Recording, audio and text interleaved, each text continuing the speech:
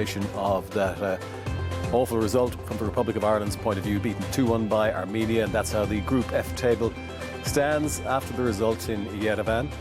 And it certainly doesn't make for pleasant viewing. Ireland's next match, as Darragh mentioned there, is in Lisbon against Portugal on Saturday, the 11th of October. Well, it's stating the obvious, Shay, but that is a massive blow to our hopes of qualifying for the next World Cup. Yeah, really lost for words, Peter, to be honest.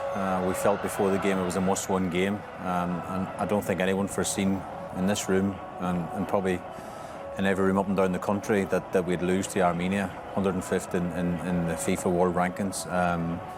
So what do you say? I don't know. I think the substitution at half-time, tactically, we felt it was worse the second half. I felt the gaps in midfield were huge. 2-1 to Armenia flattered us, and that's putting it politely. The chances they created, the disallowed goal towards the end, Kelleher being our man of the match again, and goals. I mean, I don't know what they say. I'm a wee bit in shock, to be honest. It's just such a poor performance, and looking then scrambling around, probably one of the worst results in our history as a nation in football. And think about Luxembourg, perhaps Cyprus, and maybe the famous Macedonia. That's where that Armenia result ranks. It's a new low for the country. Yeah, it is. It's only the third time in our entire history that we've been beaten by a side outside the top 90 in the rankings since rankings began. Absolutely disastrous. And Kevin, before the game, we talked about the emotional exhaustion after the comeback at the Aviva, which would have taken its toll on the players, and possibly when they went a goal down this evening, that all that came home to roost. That psychologically, it had a massive blow on the team, because it's very hard to explain how bad that performance was, because we've players in the Premier League, we have captains, we have leaders, we have experience, and yet the performance was dreadfully poor. Yeah, we have, it's not about players, and do we have players where we have 100 million, more than 100 million euros worth of back five there. You know, talking about emotional, they come back and drew that game 2-2 the other night, and they should be on a high tonight. And said, whatever that team, Armenia lost 5-0 to Portugal the other night. Think of the emotional low they were on coming into this. They drew 2-2 with Montenegro. They lost 5-2 to Kosovo, 6-1 to Georgia. They lost 3-0 to Georgia the game before that. They have 1 point out of their last 5 games, conceded 23 goals coming up tonight. That's this year. And they looked by far the better team. It wasn't like a game where we're going to, and listen, we're unlucky, we had shots, chances, and they defended deep. They could have scored another 2 or 3 goals. Oh, Macedonia, we had a Macedonia tonight. That was football's hard. It is really hard. You're going away from home. It's not an easy game, and no game is easy. But we were just really, really poor tonight, and it's hard to watch that and see how all over the shop we were, how we didn't look like scoring a goal, did we? Even the goal we scored, I think it was Ida's ball. He didn't mean to pass it to Evan Ferguson. It was a good finish, but like, they should have went and scored another 2 or 3 goals tonight. We didn't. Last 10 or 15 minutes to make subs, we still didn't look like scoring. And every time they went forward, if they had a bit more quality, they'd have beaten us 5-1. That's as bad. The worry as well, isn't it? They opened us up so many times, Peter. And you mismentioned there before, Darragh mentioned it's Portugal away next. If they can do that, what Armenia can do to us, then I know God help us in that game, because they will rip us to shreds. We're sitting 2 games in, and for me, it's the campaign's over, isn't it? Yeah. And we've said this in numerous campaigns in previous history, is we have to get off to a good start. And again, we're sitting here after 2 games. Yeah, absolutely disastrous result for the Republic of Ireland this evening in Yerevan. Well, not surprisingly, Nathan Collins doesn't have the answers, and you know, an awful lot of debate will take place after this performance, Shay, and in the immediate aftermath of it, it is very difficult to find out exactly what went wrong, because it appeared so many things went wrong. But one of the difficult subjects that we have to broach is the issue with the Irish midfield, because the vast majority of supporters out there would acknowledge that we're decent enough at the back. We've got potentially some good strikers up top in the likes of Ferguson and Troy Parrott when he's fit. And Adam Ida, you know, I mean, every now and again can get us a goal.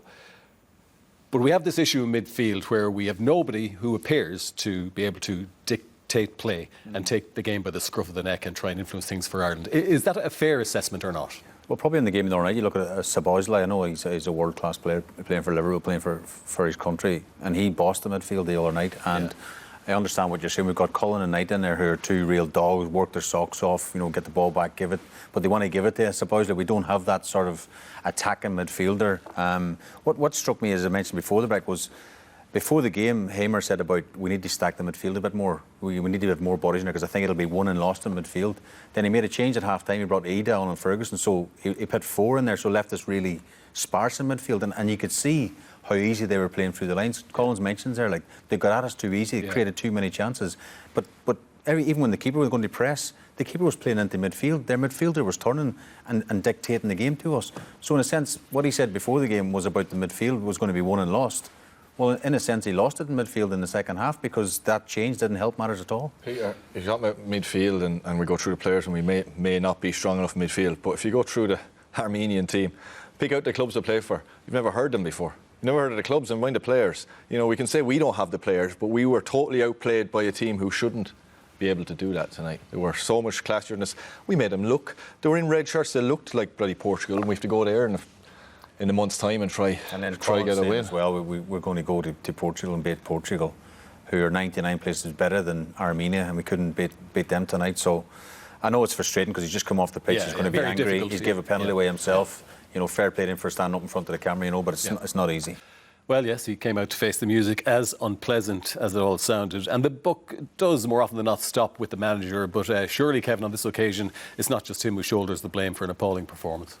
Well, the manager picks the team, puts them out on the pitch, so unfortunately it is. That's the job, as he said himself. He shoulders it. He's the coach. He was the one who bigs them up and tells us how great they are and got all our hopes up a week ago, and he's the one who has to live by that now when we're all extremely disappointed tonight and shocked to get beat by Armenia.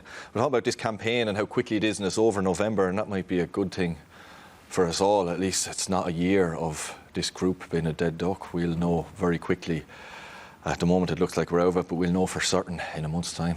Yeah, Shay, should we have been maybe a little bit more concerned about our tendency to go behind in games? Because that's I think the 10th time in 12 matches under Hamer Hallgrimsson that we've gone behind. Now, more often than not, we've found a way back. But tonight, against a very poor Armenian side, we couldn't.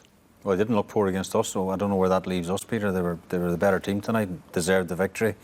Yeah, I mean, we said that before the game, and even Hamer said that before the game. We have to not give goals away at the start of games or go behind in games. And again, this proved themselves wrong again, individually, collectively, and he's got to take the brunt of the blame because he's the manager. You know, the substitutions were asked, the two that started got taken off at half-time. I do believe the formation at half-time, putting 2 up front too early was the wrong decision as well. So he has to shoulder that, and I'm sure, you know, the media in the next couple of days is going to be, you know, get the tin hats on because we are, and he even said in the first answer to his question there, the World Cup campaign seems to be over already.